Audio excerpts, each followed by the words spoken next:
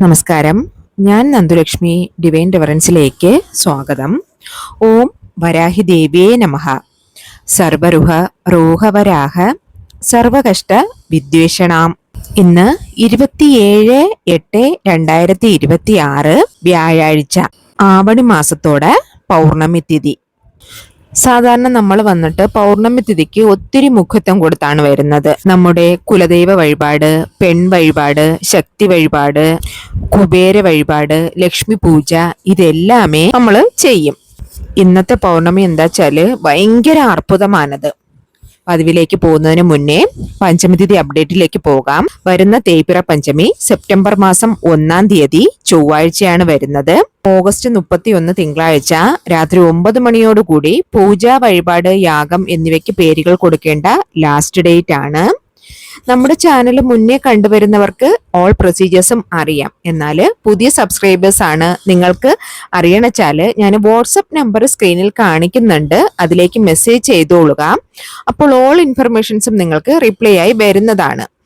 ആദ്യം അറിഞ്ഞോളുക, മനസ്സിലാക്കിക്കൊള്ളുക. വേണ്ടും പക്ഷത്തിൽ നിങ്ങൾക്കും ചേരാവുന്നതാണ്. ഞാൻ പറഞ്ഞല്ലോ, ഇന്നത്തെ ദിവസം ഭയങ്കര വിശേഷപ്പെട്ടത് അവിട്ട നക്ഷത്രം. സോ അവിട്ട നക്ഷത്രത്തില് പൂണൂല് മാറ്റമില്ലേ, പൂണൂൽ മാറ്റുന്ന ചടങ്ങ് ചെയ്യും.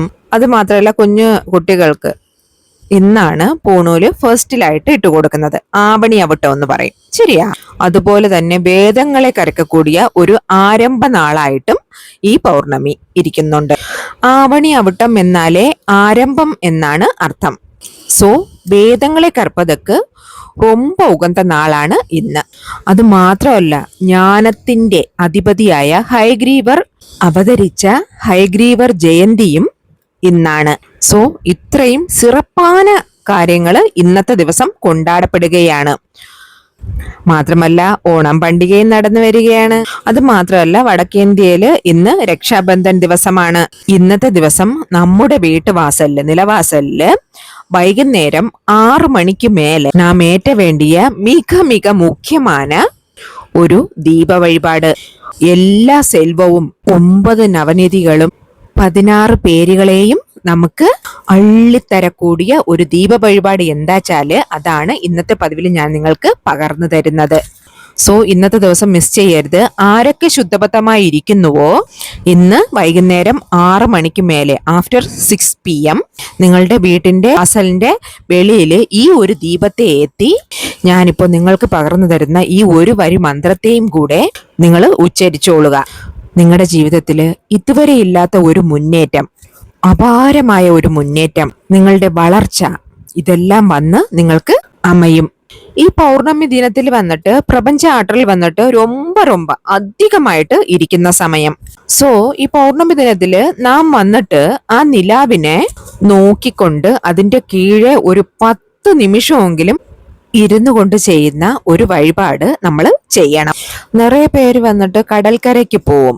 ആ കടലിന്റെ കരയിൽ വന്നിട്ട് മുഴുനിലാവിനെ നോക്കി ഇരുന്ന് എന്തെങ്കിലും ഇങ്ങനെ പ്രാർത്ഥിക്കുമ്പോൾ നമ്മുടെ മനസ്സിനൊരു പുത്തുണർച്ചി, ഒരു എന്താ പറയുക, ഒരു വല്ലാത്തൊരു ഫീല് നമുക്ക് ഉണ്ടാവും. കാരണം പ്രപഞ്ചം നമുക്ക് കൈ കൊടുക്കും. മാത്രമല്ല, നമ്മുടെ മനസ്സിലിരിക്കുന്ന ഡിപ്രഷൻ ഉണ്ടല്ലോ, ഡിപ്രഷൻ, ആങ്സൈറ്റി, ഭയം, പതട്ടം, ഇതെല്ലാം ആ മുഴുനിലാവിനെ നോക്കുമ്പോളേ നമുക്ക് നല്ലതായിട്ടൊരു മാറ്റം വന്നു ചേരും. നിലാവ്, ചന്ദ്രനുക്ക് മനോകാരകൻ എന്നൊരു പേരും ഉണ്ട്.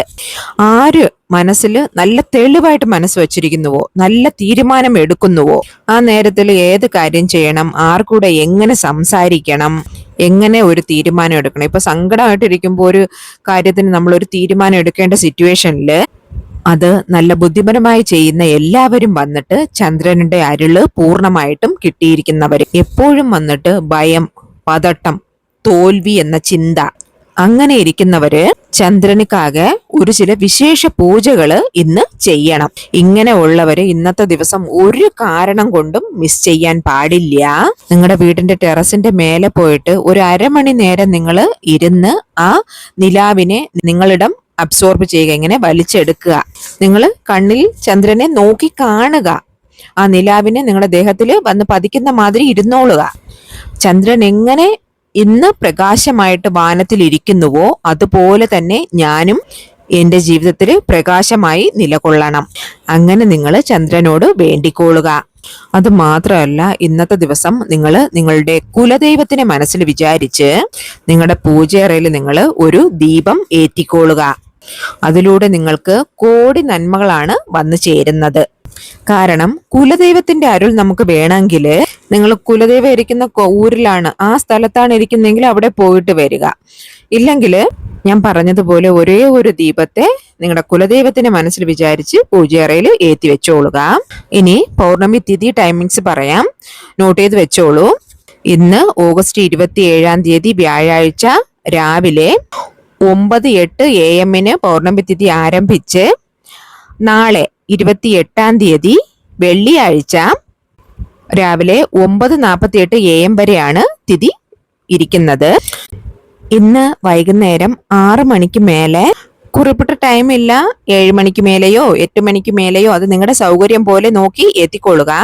കാരണം ഒരുപാട് പേര് പറയുന്നുണ്ട് അവർ ജോലി കഴിഞ്ഞിട്ട് വരാൻ 8 മണിയാവും, നേരത്തെ പറ്റില്ല എന്ന്. അതിനാല് ആ ഒരു കുറിപ്പിട്ട ടൈം നിങ്ങൾ തന്നെ ചൂസ് ചെയ്തോളുക. സോ അതൊന്നും ഒരു വിഷയമല്ല, നിങ്ങൾക്ക് ഏത് നേരം വേണമെങ്കിലും ദീപം ഏറ്റിക്കൊള്ളാവുന്നതാണ്. കാരണം രാത്രി മുഴുവനും പൗർണമി തിഥി ഇരിക്കുന്നുള്ളത് കൊണ്ട് നിങ്ങൾക്ക് രാത്രി ഏത് സമയത്ത് വേണമെങ്കിലും ഈ ദീപം വയ്ക്കാം.